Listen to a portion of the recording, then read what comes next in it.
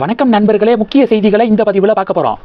கடந்த ஒரு வார காலமாக அண்ணாமலை ஆதரவாளர்கள் குஷ்புவை சமூக வலைதளத்தில் மிக கடுமையாக விமர்சனம் பண்ணுறாங்க. பின்னணி என்ன? குஷ்பு கொடுத்த நேர்காணல் அப்படி அண்ணாமலையை டீக்ரேட் பண்ணுற மாதிரி வார்த்தையை விட்டுட்டாங்க. சும்மா இருப்பாங்களா அண்ணாமலை ஆர்மி, பாஜக தொண்டர்கள்? குஷ்புவுக்கு எதிராக தொடர்ந்து பதிவுகள் போட்டுக்கிருக்காங்க. சமீபத்தில் பார்த்தீங்க அப்படின்னா எல்லாம் நன்மைக்கே அப்படின்னு ஒரு பேரில் எக்ஸ் வலைதளத்தில் இருக்கக்கூடிய ஒரு நபர் குஷ்புவை பார்த்து ஒரு கேள்வி கேட்குறாங்க.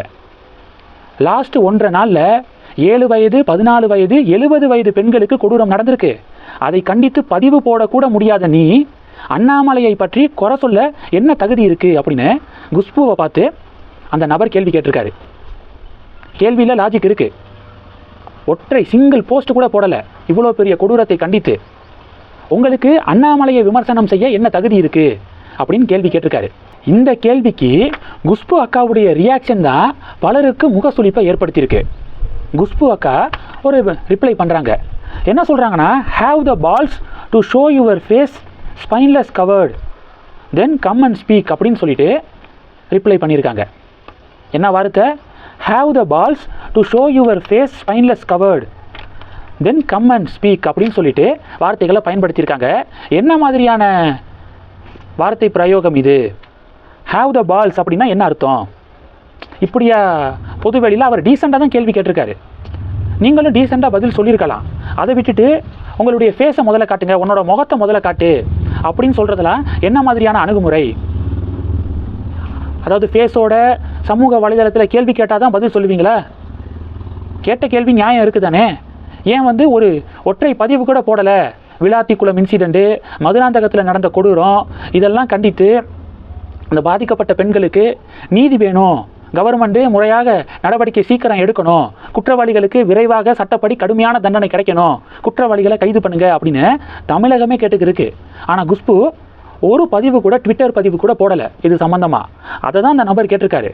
உடனே ஷோ யுவர் ஃபேஸ் அப்படின்னு சொல்லிட்டு முதல்ல உன்னுடைய முகத்தை வெளிப்படுத்து. அதாவது அவருடைய எக்ஸ் வலைதளத்தில் ப்ரொஃபைல் பிக்சர் வைக்கல. அவருடைய புகைப்படத்தை ப்ரொஃபைல் பிக்சராக வைக்கல. அதுக்கு அக்கா பார்த்தீங்கன்னா இப்படி கொந்தளிச்சிருக்காங்க.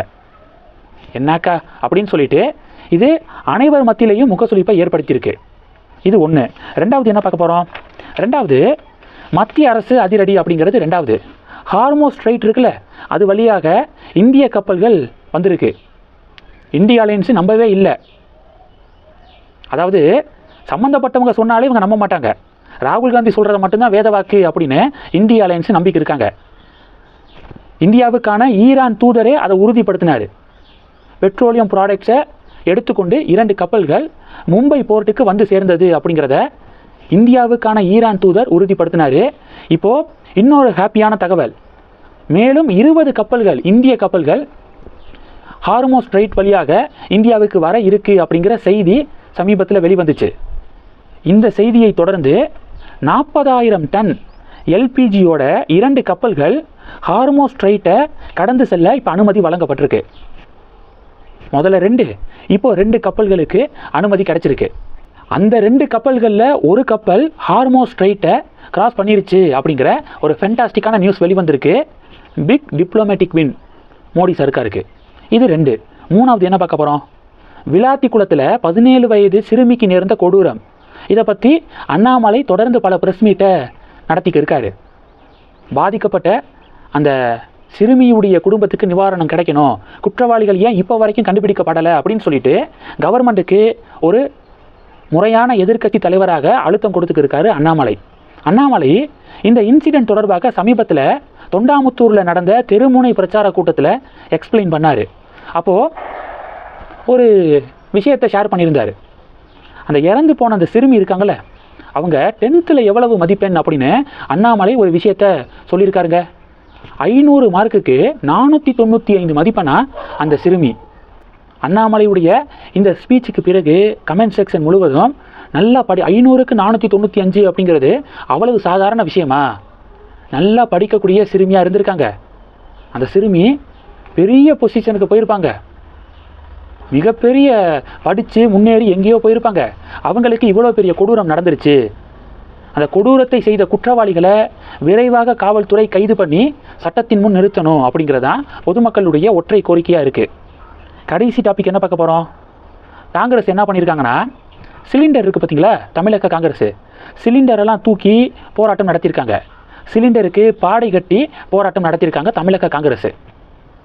தமிழக முதல்வர் ஸ்டாலின் அவர்களே எல்பிஜி தட்டுப்பாடெல்லாம் கிடையாது, மத்திய அரசாங்கத்திற்கு துணை நிற்போம் அப்படின்னு நேற்று ஒரு அறிக்கை வெளியிட்டார் முதல்வர் ஸ்டாலின்.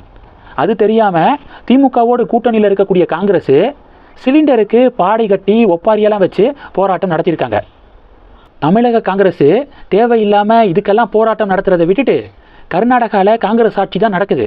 காங்கிரஸ் கவர்மெண்ட்டு மேகதாதுல அணை கட்ட டீட்டெயில்டு ப்ராஜெக்ட் ரிப்போர்ட்டை, திட்ட அறிக்கையை தயார் பண்ண போகிறோம் அப்படின்னு சொல்லிட்டு சட்டப்பேரவையில் அறிவிச்சிருக்காங்க.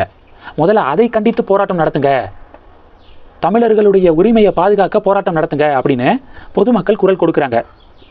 இந்த செய்திகள் எல்லாத்தையும் பற்றி உங்களுடைய பார்வைகளை மறக்காமல் கமெண்ட் பண்ணுங்கள். தொடர்ந்து கனெக்டில் இருங்க. அடுத்தடுத்து நிறையா பதிவுகளை பார்க்க போகிறோம். நன்றி. ஜெய் ஹிந்த்.